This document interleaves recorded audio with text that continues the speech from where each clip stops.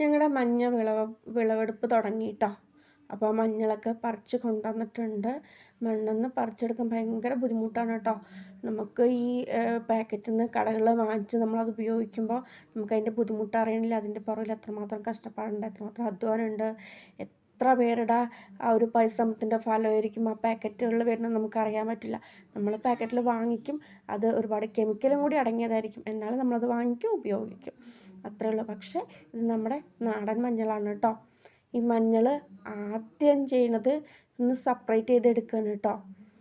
Separate ചെയ്തിട്ട് ഈ ചപ്പ പോലെ കിടക്കണതൊക്കെ മാറ്റി, അതിൻ്റെ ചണ്ടിയൊക്കെ മാറ്റി, തള്ളയും പിള്ളയെന്ന് പറയും കേട്ടോ.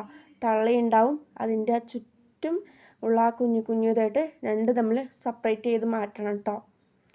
മഞ്ഞളുടെ ഗുണങ്ങൾ ഞാൻ പറഞ്ഞു തരേണ്ട ആവശ്യമില്ലല്ലോ അല്ലേ. ഒരുപാട് ഗുണങ്ങളുണ്ട് അല്ലേ. ഒരുവിധം കറികളിലൊക്കെ നമ്മൾ മഞ്ഞൾപ്പൊടി ഇടാറുണ്ട്.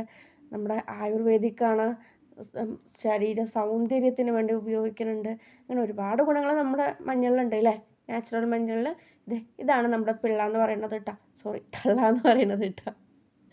അപ്പോൾ ഇതാണ് മൂപ്പ് കൂടുതലാണ് കേട്ടോ ഈ തള്ളയ്ക്ക്.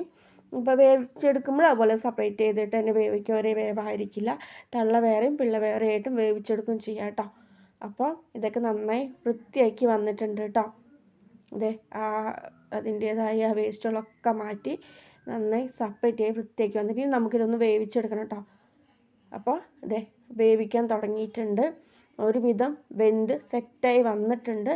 അതിനുശേഷം അതിനെ നമുക്ക് കോരി മാറ്റി വയ്ക്കാവുന്നതാണ് കേട്ടോ.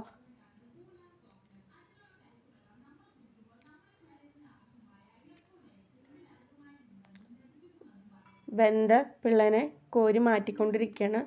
അമ്മ അവിടെ തകൃതിയായി കോരുമ്പോൾ ഞാനിവിടെ ഇരുന്ന് വീഡിയോ എടുത്തുകൊണ്ടിരിക്കുകയാണ് കേട്ടോ. അപ്പോൾ ഇത് നമുക്ക് വെള്ളം പോകാൻ വേണ്ടിയിട്ട് അവിടെ മുറ്റത്തൊന്ന് ഇടും കേട്ടോ. അപ്പോൾ വെള്ളമൊക്കെ വാർന്നതിന് ശേഷം മാത്രമേ നല്ല വെയിലത്ത് കൊണ്ടിടുള്ളൂ.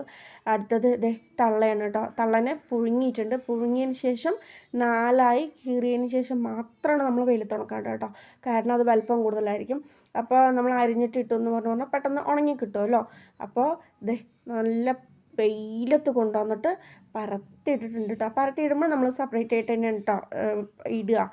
തള്ളയും പിള്ളയും സെപ്പറേറ്റ് ആയിട്ടാണ് തന്നെയാണ് ഇടുക. നമ്മൾ പൊടിക്കാൻ മുമ്പോഴും അങ്ങനെ തന്നെയായിരിക്കും കേട്ടോ. സെപ്പറേറ്റ് ആയിട്ട് തന്നെയായിരിക്കും ഉണ്ടാവുക. അപ്പോൾ വെയിലത്ത് വെച്ച് നല്ല ഉണങ്ങി നല്ല സെറ്റായി വന്നിട്ടുണ്ട് കേട്ടോ മഞ്ഞളും. ഇത് അടുത്തത് തള്ളയാണ് കേട്ടോ. തള്ളയും ഉണങ്ങി വന്നിട്ടുണ്ട്.